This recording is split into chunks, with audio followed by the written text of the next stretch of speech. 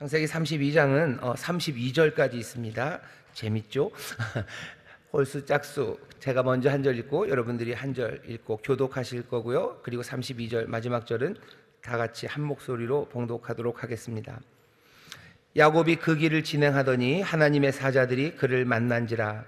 야곱이 그들을 볼 때에 이르기를 이는 하나님의 군대라 하고 그 땅 이름을 마하나임이라 하였더라. 야곱이 세일 땅 에돔 들에 있는 형 에서에게로 사자들을 자기보다 앞서 보내며 그들에게 부탁하여 가로되 너희는 이같이 내 주 에서에게 고하라. 주의 종 야곱이 말하기를 내가 라반에게 붙여서 지금까지 있었사오며 내게 소와 나귀와 양떼와 노비가 있사오므로 사람을 보내어 내 주께 고하고 내 주께 은혜 받기를 원하나이다 하더라 하라 하였더니 사자들이 야곱에게 돌아와 가로되 우리가 주인의 형 에서에게 이른즉 그가 400인을 거느리고 주인을 만나려고 오더이다.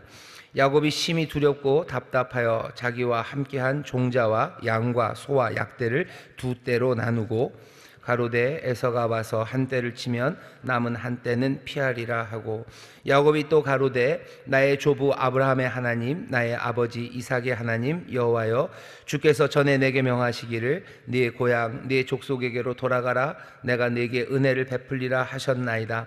나는 주께서 주의 종에게 베푸신 모든 은총과 모든 진리를 조금이라도 감당할 수 없사오나 내가 내 지파믹만 가지고 이 요단을 건넜더니 지금은 두 때나 이루었나이다.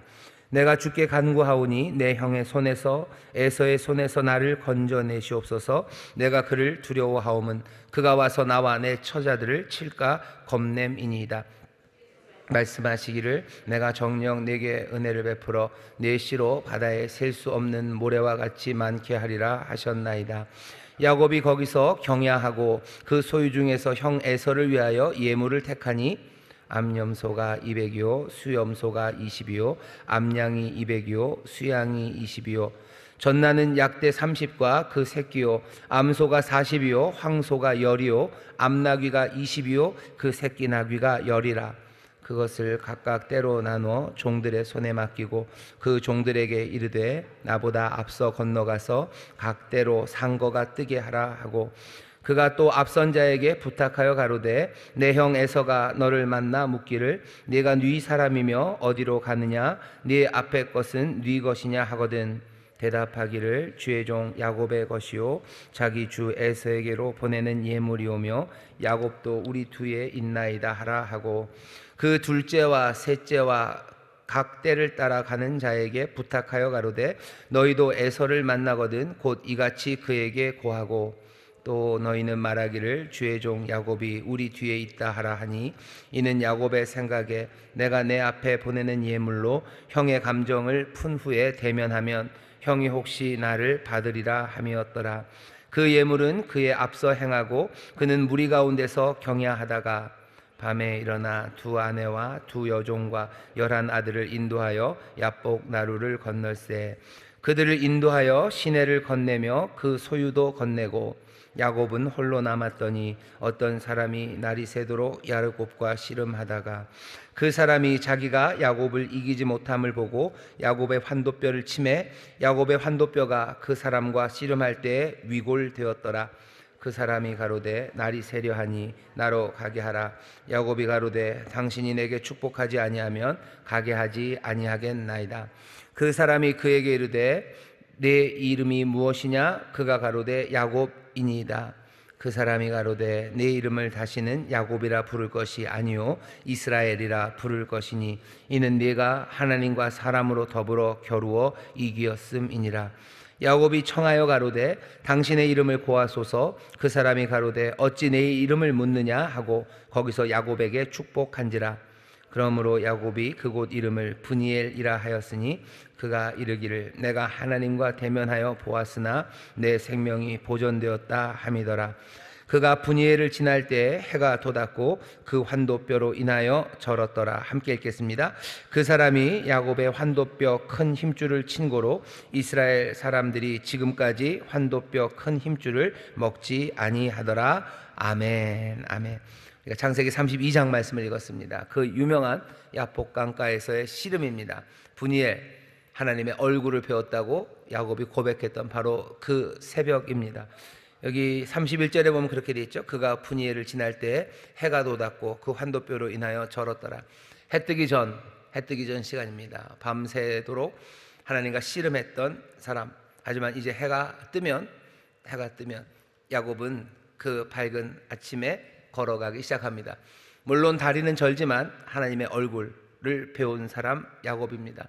우리 새벽마다 나와서 기도하시는 우리 성도 여러분들, 새벽에 나와서 기도하는 게 씨름하는 일이고 또 밤이 맞도록 기도하는 게 씨름하는 일이지만 하나님의 얼굴을 배우는 시간이고 또 힘들고 지치고 연약하여도 그 떠오르는 태양과 함께 새날을 주와 함께 주의 은혜 안에서 걷기 시작하는 복된 이들이 되기를 주의 이름으로 축원합니다.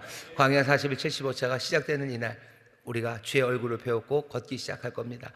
오늘 우리에게 주시는 말씀 우리가 함께 읽었고요. 효와 행복 교재를 펴시면 거기 제목이 있습니다. 제목만 한번 크게 같이 읽겠습니다. 시작. 하나님과 대면한 사람. 다시 한번요. 시작. 하나님과 대면한 사람. 요절 말씀은 28절입니다. 우리 28절 말씀만 또 다 같이 한 목소리로 읽도록 하겠습니다. 내 이름을 다시는 야곱이라 부를 것이요 아니요 이스라엘아 부를 것이니 이는 내가 하나님과 사람으로 더불어 겨루어 이기었음이니라. 아멘. 이름이 바뀝니다. 하나님을 대면하여 보고 이름이 바뀌어요. 야곱에서 이스라엘로 이름이 바뀝니다. 오늘 우리가 효행복 교재 이 92쪽을 다 같이 천천히 읽으면서요 무슨 내용이 있었는지 다시 한번 확인하도록 하겠습니다. 에서를 만나는 일이 눈앞에 다가오자 야곱은 꾀를 내어서 에서에게 줄 선물을 단계적으로 배치했다. 이로써 형의 분노를 누그러뜨리려고 했다. 결국 종들과 가축들과 처자들을 차례로 앞서 보낸 후에 자신만 홀로 뒤에 처지게 되었다. 그때 갑자기 한 사람이 나타나서 그와 밤새도록 씨름했는데 야곱이 이겨보려 했으나 결과적으로 야곱은 환도뼈를 다치게 되었다. 나중에 알고 보니 그는 사람의 모습으로 나타났던 하나님의 천사였다. 야곱은 하나님의 천사임을 깨닫고 꼭 붙들면서 자신에게 복을 빌어달라고 요구했다. 이때 야곱에게 이스라엘이라는 새로운 이름이 주어졌다. 이는 하나님과 사람으로 더불어 겨루어 이기었다는 뜻이다. 야곱은 그의 이름을 물어보았으나 알 수 없었다. 야곱은 그곳 이름을 푸니엘이라 하였으며 내가 하나님과 대면하여 보았으나 내 생명이 보존되었다고 고백하였다. 야곱은 하나님을 만난 것이다. 야곱은 사랑하는 아내와 11아들 그리고 그의 모든 소유를 앞서 보내고 자신만 홀로 야복 나루에 남았다. 형에게 용서를 구하며 상당량의 예물도 보냈지만 형의 복수에 대한 불안하고 두려운 마음을 아직 떨쳐버릴 수 없었다. 이때 하나님께서는 홀로 남아 번민하는 야곱을 찾아와 의도적으로 싸워주셨고 야곱은 이러한 하나님을 필사적으로 붙잡았다. 야곱은 환도뼈가 깨어지는 고통을 겪으면서도 끈질기게 하나님께 매달렸다. 더 이상 형과 아버지를 속이고 형의 축복을 가로챈 비열한 사기꾼이 아니라 하나님께 축복받은 이스라엘이란 새 사람으로 거듭나게 되었다. 필사적으로 하나님을 붙잡는 것만이 우리의 살 길이다. 아멘. 제일 마지막 문장만 같이 읽겠습니다. 시작. 필사적으로 하나님을 붙잡는 것만이 우리의 살 길이다. 아멘. 아멘. 야곱의 삶에 있어서요 가장 결정적인 순간이 오늘 우리가 읽은 이 본문 말씀입니다. 바울에게는 다메섹에서 예수님을 만났던 그 시간일 거고요. 베드로에게는 디베랴 바닷가 그곳에서 떡을 준비하셨던 예수님이 자신을 향해서 나를 사랑하느냐라고 물었던 바로 그 새벽이 베드로에게서는 가장 귀하고 또 복되고 인생의 결정적인 순간이었을 겁니다. 결정적인 순간은 다 주님을 만나면서 시작이 되는 거죠. 오늘 이 본문에 야곱이 하나님의 천사, 하나님의 얼굴을 만나며 인생이 결정적으로 바뀌었던 것처럼 또 우리가 아는 베드로가 그 바닷가에서 주님을 만남으로 인생이 결정적으로 바뀌었던 것처럼 다메섹 그 길에서 정말로 정오의 태양보다도 더 밝은 부활하신 예수님을 만나며 바울의 삶이 바뀌었던 것처럼 또 가시떨기 나무 불은 붙었지만 타지 않는 그 가시떨기 나무 앞에서 살아계신 하나님 여호와를 만남으로 모세의 삶이 바뀌었던 것처럼 우리가 주님을 배울 때 우리의 인생이 결정적으로 바뀝니다. 성경에 있는 인물들만은 아니에요. 여기 있는 저와 여러분들도 마찬가지입니다. 우리의 삶이 바뀌는 건 내가 주님을 만날 때입니다. 새벽마다 나와서 여러분들이 기도하시게 된 이유가 뭐겠습니까? 누가 시킨다고 하겠습니까? 누가 시킨다고 이 일을 하지 않을 거예요. 하지만 내가 새벽마다 나와서 눈물로 간구하고 또 새벽마다 나와서 기쁨으로 주와 함께 세상을 향해서 걸어나가게 된 것은 우리가 주님을 만났기 때문인 줄 믿습니다. 주님을 만나신 여러분들 축하하고 또 축복합니다. 날마다 새벽마다 주의 얼굴 앞에 나오신 여러분들을 또한 축복합니다. 새 힘으로 일어서시고 날마다가 내 인생에 가장 값지고 또 새로워지는 그 귀한 은혜를 누리게 되시기를 주의 이름으로 축원합니다. 야곱의 이야기는 우리가 너무나 잘 알아요. 야복강에서 밤새도록 씨름을 하죠. 씨름을 하고도 놔주질 않습니다. 놔주질 않는 사람이 야곱이에요. 오늘 여기 하나님을 대면해 본 야곱은 이름이 바뀌어요. 야곱이라는 이름에서 이스라엘이라는 이름으로 바뀝니다. 야곱은 사기꾼이라는 뜻이래요. 사기꾼이 변해서 뭐가 돼요? 씨름하는 씨름꾼이 됩니다. 사기꾼으로 사귀었어요. 속이면서 살았어요. 하지만 이제는 씨름하며 삽니다. 그게 야곱의 삶을 이제 변화시키시려는 하나님의 뜻입니다.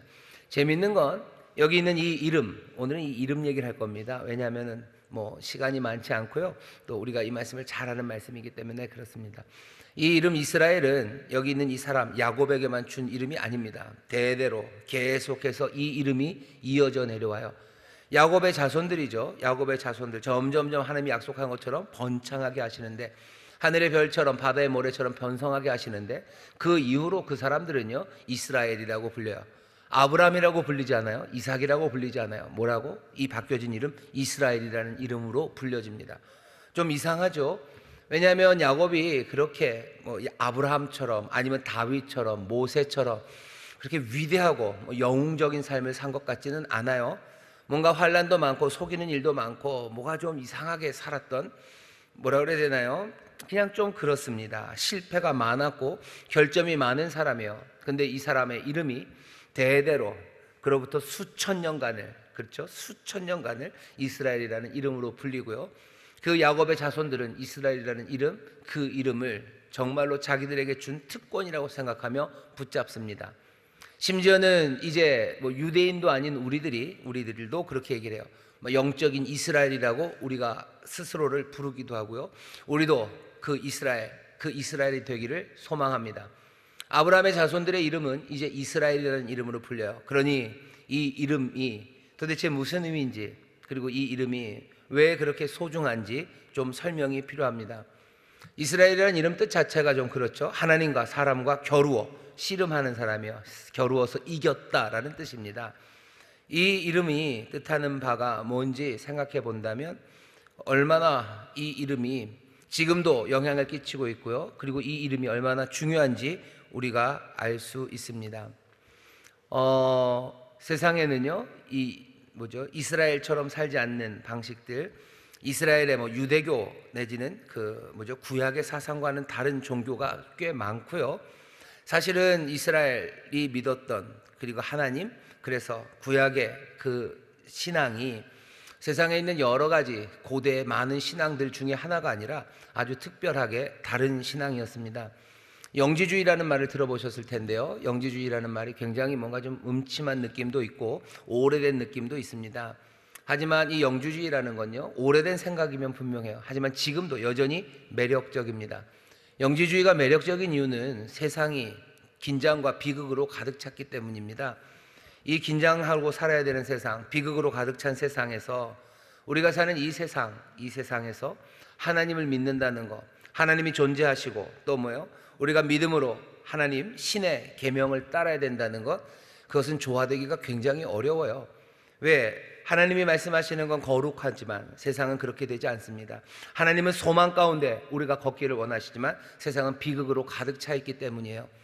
그러니 이 비극과 긴장이 도사리고 있는 세상에서 신적인 명령을 따라 산다는 것, 그건 참 좋아하기가 어렵습니다.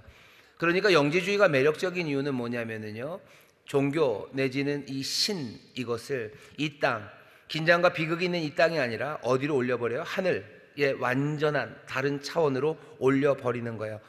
하나님은 거기 계셔요. 완전한 건 저 하늘에 있어요. 이 땅은 완전하지 않아요. 그냥 비극의 세상, 혼돈의 세상일 뿐이에요. 이렇게 생각하는 게 훨씬 더 쉽습니다. 지적으로 생각하기도 쉽고 심리적으로도 훨씬 더 쉬워요.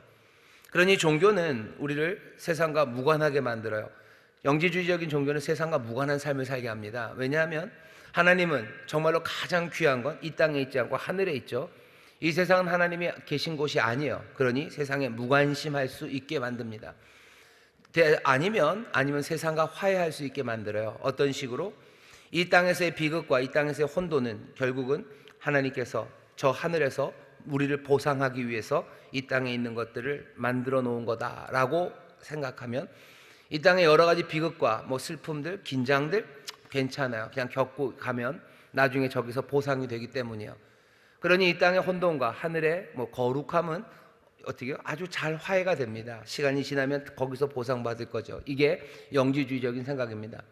어쩌면 우리도 어느샌가 이 매력적인 생각, 세상은 너무 슬픔으로 가득 차고 우리에게 말씀하시는 하나님은 너무나 거룩하고 순전하고 그리고 밝음으로 가득하기에 둘이 섞일 수 없다고 생각하며 신앙생활하는 그런 경우가 있다면 어쩌면 우리는 구약 신약의 하나님을 믿는 게 아니라 소위 말하는 영지주의적인 아니면 아주 고대서부터 이 땅에 내려왔던 아주 쉬운 종교의 길을 따라가는 겁니다.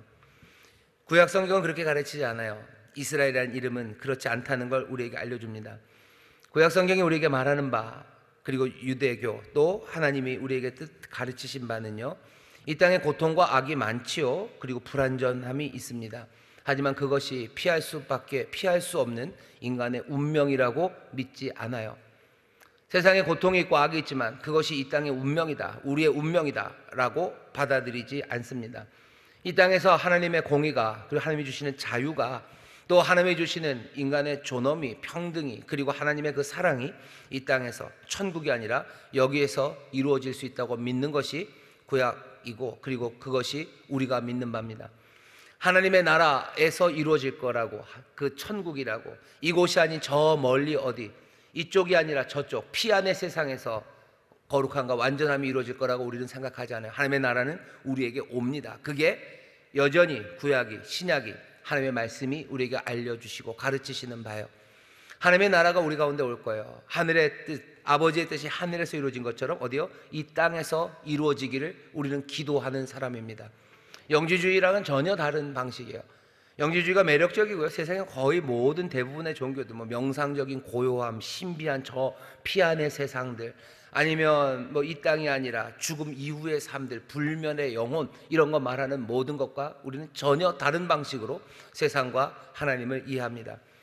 이 땅에서 이루어질 거예요. 이 땅에서 이루어진다는 것을 믿는 사람들, 그 사람들은 어떻게 할 수밖에 없습니까? 싸울 수밖에 없어요. 왜? 이 땅은 불의와 긴장이 있다는 건 사실이에요. 하지만 여기 하나님의 나라가 임하고 여기 정의가, 여기에 사랑이, 여기에 주가 주시는 자유함이 임할 거라고 믿는 사람들은 어떻게 해야 됩니까? 이 긴장을 풀어내기 위해서는 싸우는 수밖에 없습니다. 이 세상과 싸우는 거예요. 우상과 싸우는 거예요. 미신과 싸우는 거예요. 그리고 모든 고대의 신앙과 싸웁니다.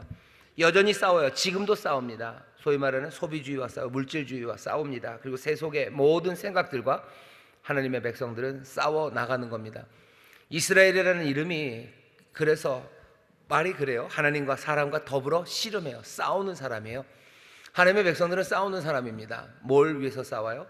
이 땅에 하나님의 거룩함이, 하나님의 선하심이, 하나님의 그 귀하신 놀라운 은혜의 세상이 이 땅에서 이루어지기를 위해서 싸웁니다. 하나님과도 겨루어 싸워요. 모세, 욥, 예레미야, 여러분들 그분들의 이야기를 들어보세요. 하나님과 더불어 싸웁니다. 그냥 하나님한테 좋은 거 해달라고 부탁하고 물러나지 않아요. 심지어 아브라함은 하나님 앞에 따지죠. 소돔과 고모라 멸망시키고 심판하러 가겠다는 여호와 하나님 앞을 여기 아브라함이 막아섭니다. 그리고 묻는 거죠. 공의를 행하셔야 되는 것 아니냐고, 의롭게 하셔야 되는 것 아니냐고 하나님께 따져 묻습니다. 싸우는 거예요. 시비 거는 겁니다. 그게 아브라함입니다. 유대교는 그리고 구약 성경은요, 세상으로부터 도망가지 않아요. 오히려 세상과 싸웁니다. 삶의 고통이 너무 심하다고 해서 주저앉고 그것 때문에 마비되지 않아요. 명백한 불의 앞에 어쩔 수 없다고 생각하면서 그것 때문에 주저앉지 않습니다. 야곱은 싸웠어요. 계속해서 싸웁니다. 믿음이 나타나는 방식이 달라요. 아브라함은 믿음으로 어떻게 하죠? 사랑합니다. 믿음으로 순종하며 걸어가요. 야곱은 어떻게 합니까? 이삭은 믿음으로 존경합니다. 아버지를 존경하고 믿음으로 떨며 아버지를 따르는 게 이삭의 믿음이었어요. 야곱은 다릅니다. 야곱의 믿음은 싸우는 믿음이에요. 야곱은 믿음으로 투쟁하며 살아갑니다. 오늘 본문도 보면 복수심에 불타는 형을 생각해요. 복수심에 불타는 형, 그 형에게서 피해 도망가려고 합니다. 오늘 여기 또 이 야복강가에서 씨름해요. 씨름하고 나면 끝납니까? 분이엘의 새벽에 이스라엘이라는 이름을 받고 끝날 리가요? 이름 자체가 싸움인데, 바로 그 다음 이야기는 디나, 자기의 딸, 하나밖에 없는 딸이 강간당하는 사건이에요. 그리고 나면 또 요셉과 자기의 다른 아들들이 싸웁니다. 그러다가 또 애굽으로 망명을 가요. 계속해서 야곱은 싸우면서 갑니다. 싸우면서 가는 그 길에 야곱은 절대로 포기하지 않아요. 결코 포기하지 않아요. 그리고 결코 패배하지 않습니다. 이스라엘, 하나님과 사랑과 씨름하는 사람이에요. 그러니 실패가 가득하고 그리고 결함이 가득한 이스라엘 사람들의 이야기를 우리가 읽지만, 이 이야기들, 이 구약의 이야기 안에는 포기하지 않는 이야기, 이 사람들이 이상을 버리지 않아요. 기준을 낮추지 않아요. 그리고 계속해서 이 기준을, 하나님의 기준에 맞추려고 하는 예언자들, 선지자들의 목소리가 이 구약 성경에 가득합니다. 투쟁을 포기하지 않는 사람들, 이 몸짓에는 아름다움과 웅장함이 있습니다. 이스라엘은 대중을 따르지 않아요. 관습적인 지혜에 순응하지 않아요. 세상을 있는 그대로 받아들이는 거, 그거 거부합니다. 지속적으로 하나님의 의가 이루어지기를, 하나님의 역사가 이루어지기를 싸우며 나가는 사람들이 이스라엘입니다. 우리가 이스라엘, 하나님의 백성이라면 여기 있는 이 이름을 우리의 이름으로 받아야 돼요. 우리도 싸우며 나갑니까? 우리 찬송하죠. 날마다 우리는 싸우며 나갑니다. 포기하지 않아요. 기준을 낮추지 않아요. 이만하면 됐다라고 받아들이지 않습니다. 우리가 가진 믿음이라는 건 장밋빛 렌즈가 아닙니다. 믿음의 눈으로 장밋빛 렌즈로 봐서 세상은 다 괜찮다고 말하는 것, 그것은 이스라엘의 사람이 아닙니다. 여기 이스라엘이 갖고 있는 믿음이라는 건요, 정직의 믿음입니다. 끈질긴 정직의 믿음, 그 믿음으로 세상을 봐요. 세상이 악하면 악한 것으로 봅니다. 악을 악으로 여겨요. 그리고서는 선을 위해서 싸워나가는 것, 그것을 소명으로 가진 사람들, 그 사람들이 이스라엘입니다. 이스라엘 자손들은 늘 그렇게 살아왔어요. 아마 지금도 전쟁을 하고 있는데 자기들의 편견이 들어가 있지만 이스라엘은 세상이 뭐라고 하는 것에 대해서 그렇게 크게 신경 쓰지 않습니다. 뭔가 하나님의 뜻을 이루기 위해서 가야 한다면 우리는 하나님과도 싸우는 사람들이에요. 우리는 세상과 끝까지 싸우는 사람들이에요. 아마 그래서 그렇게 싸우며 나왔을 거예요. 2000년가를 그 자손들이 싸워왔어요. 세상과 여전히 싸우고 있는 사람이 이스라엘입니다. 우리는 그 이스라엘 민족처럼 싸우지는 않아요. 왜냐하면 우리에게 더 밝은 진리와 또 더 크신 은혜가 우리 가운데 주어졌기 때문입니다. 하지만 그럼에도 불구하고 우리도 아브라함의 자손, 믿음으로 아브라함의 자손이 된 사람으로서 이스라엘이라는 그 이름을 우리도 우리의 운명처럼, 우리의 특권처럼 붙잡습니다. 이스라엘 하나님의 백성들입니다. 이 땅에서 악을 보며 악을 장밋빛 렌즈, 믿음으로 보지 않아요. 여러분 믿음에 대해서 조심하셔야 됩니다. 내가 믿음의 눈으로 세상을 보면 세상이 몽땅 다 장밋빛으로 보일 때, 그때 싸움은 멈추는 거예요. 하나님의 나라가 임하기를, 하나님의 뜻이 이루어지기를, 그것 위해서 힘차게 싸워나가는 겁니다. 우리의 힘으로 안 돼요. 우리의 능으로 안 됩니다. 하지만 오직 여호와의 신으로 됩니다. 성령의 도우심 구하고 주가 함께 하시기를 바라고, 주께서 선한 길을 보이시는 그것을 믿으며 악을 악이라고 부르고 선 아직 이르지 않아도 선을 선이라고 부르며 그것을 위해서 싸워나가는 사람들, 그 사람들이 이스라엘입니다. 그것이 그들의 소명이었고 그들의 특권이었어요. 우리도 마찬가지입니다. 우리의 소명은 예수님이 분명히 얘기하셔요. 너희들 기도할 때 이렇게 기도해라. 새벽마다 그렇게 기도하셔. 하늘에서 아버지의 뜻이 이루어진 것처럼 이 땅에서도 이루어지이다. 기도하는 거예요. 그것 이루기 위해서 나에게 능력을 주시는 거예요.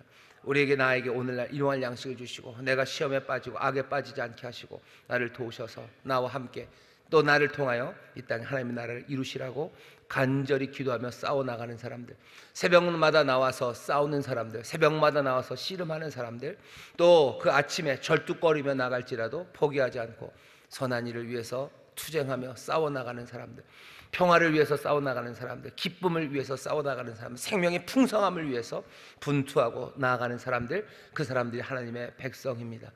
하나님의 백성이라는 이름, 그 이름이 가진 소명과 그 특권을 잊어버리지 마시고 성령 안에서 함께 격려하며 싸워나가시고 기도하며 싸워나가시고 끝내 승리하는 여러분 되시기를 주의 이름으로 축원합니다. 주의 이름으로 축원합니다. 하나님과 대면한 사람들이셔요. 하나님을 보았으니 우리가 이제 함께 하나님과 씨름하며 세상과 씨름하며 나가게 될 줄 믿습니다.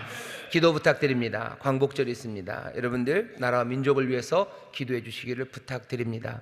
나라 민족 위해서 기도해 주시기를 부탁드려요. 또 특별히 선교팀들이 어제 한 몇 시간 전입니다. 이제 한 몽골에 도착할 때쯤 됐을 것 같은데요. 선교팀들 위해서 기도해 주시고 또 이제 수요일이 되면 또 진부로 가는 선교팀이 있습니다. 선교팀 위해서도 기도해 주시기를 부탁드립니다. 기도하겠습니다. 하나님, 오늘 이 귀한 말씀을 우리 사랑하는 성도들 함께 읽게 하시니 하나님의 복이요 인도하심임을 믿습니다. 아버지 앞복강 그곳에서 씨름하듯 이 새벽마다 나와 하나님과 씨름하는 이들, 아니 하나님과 사랑과 씨름하며 나가는 우리 사랑하는 성도들, 성령님 보혜사가 되어주시고 성령님 능력이 되어주시사 정말로 이 땅에 아버지의 뜻이 이루어지고 사망이 아니라 생명의 능력이 역사하고 정말로 더 넘치는 생명의 역사, 하나님 주시는 기쁨과 하나님의 공의가 가득하며 하나님 주시는 평강 가득한 세상을 위하여 포기하지 않고 일어나 싸우며 나가는 하나님의 백성들 되게 하여 주옵시고 늘 성령님께서 하늘의 신령한 은사와 땅에 기름진 것들로 충만하게 하시사 승리하는 이들이 되게 하여 주옵소서. 아버지, 결코 패배하지 않음을 믿는 것은 만왕의 왕 만주의 주가 되신 예수 그리스도 우리와 함께 하심을 믿사오니 주여 주 안에서 승리하는 하나님의 귀한 백성들 되게 하여 주옵소서. 감사드리며 예수님 이름으로 기도하옵나이다. 아멘.